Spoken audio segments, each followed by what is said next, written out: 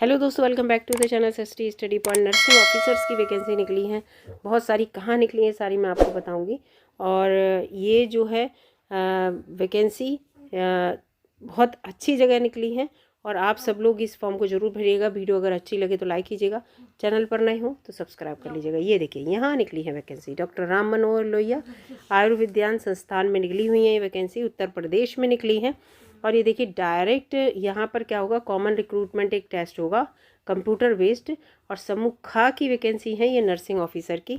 और मैं यहाँ पर आपको ये देखिए, एक तो सबसे पहली बात ये वेबसाइट है, इस वेबसाइट पर अगर आप जाके देखेंगे तो ये नोटिफिकेशन है।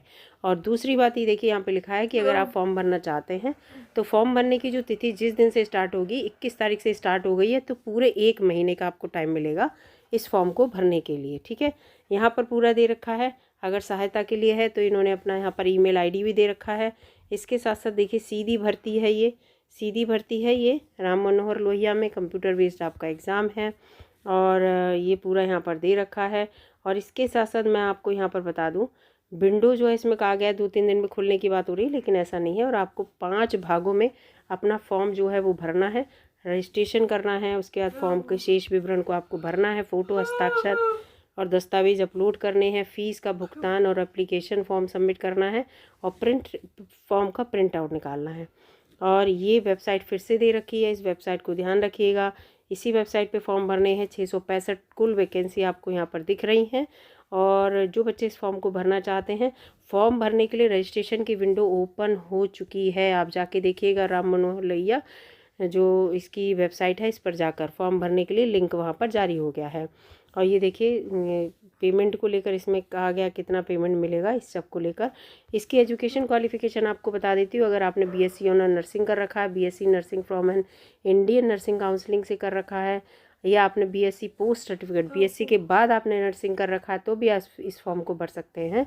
तो इस चीज़ को याद रखिएगा। इसके साथ साथ आप रजिस्टर्ड हों नर्स के रूप में, या मिडवाइफ इन स्टेट और इंडियन नर्सिंग काउंसिल के अंतर्गत, तो आप इस फॉर्म को भर सकते हैं। या ठीक है, या तो आपके पास ये दोनों चीज़ें हों, या आपने जीएनएम का कोर्स कर रखा हो। इसके साथ साथ मिडवाइफरी नर्स और नर्स के रूप में आप वही है रजिस्टर्ड हों। और तीसरा है 2 साल का आपके पास एक्सपीरियंस हो, कम से कम 50 बेड वाले अस्पताल में। इसमें 3 चीज़ें मांगी गई हैं। रजिस्टर्ड हो आप, ठीक है, रजिस्टर्ड हो नर्सिंग काउंसलिंग में, आपने जीएनएम कर रखा हो, 50 बेड वाले में काम कर रखा हो, और इसमें केवल आपको 2 ही चीज़ें मांगी गई हैं। तो अगर इन दोनों में से एक चीज़ आपके पास है तो आप इस फॉर्म को भर सकते हैं। एजुकेशन क्वालिफिकेशन मैंने आपको बता दी। अब इसमें आयु सीमा है, आप 18 से 40 वर्ष के बीच के अगर उम्र के हैं तो इस फॉर्म को भर सकते हैं। उत्तर प्रदेश के निवासी हैं तो जातिवार आपको आरक्षण मिलेगा निश्चित रूप से, इसमें लिखा है पूरा। ठीक है, तो ये जो देखो, ये लिखा है पूरा कि अनुसूचित जाति, अनुसूचित जनजाति, अन्य पिछड़ा वर्ग को 5 वर्ष की छूट मिलेगी। यानी कि अगर आप 45 ईयर्स के भी हैं तो आप इस फॉर्म को भर सकते हैं। लेकिन उत्तर प्रदेश वालों को ही मिलेगी, उत्तर प्रदेश के बाहर वाले अनरिजर्व की श्रेणी में ही पात्र होंगे, यहाँ पे लिखा है। ठीक है, अन्य राज्य वाले जो हैं वो अन्य रिजर्व की श्रेणी में जो है माने जाएंगे।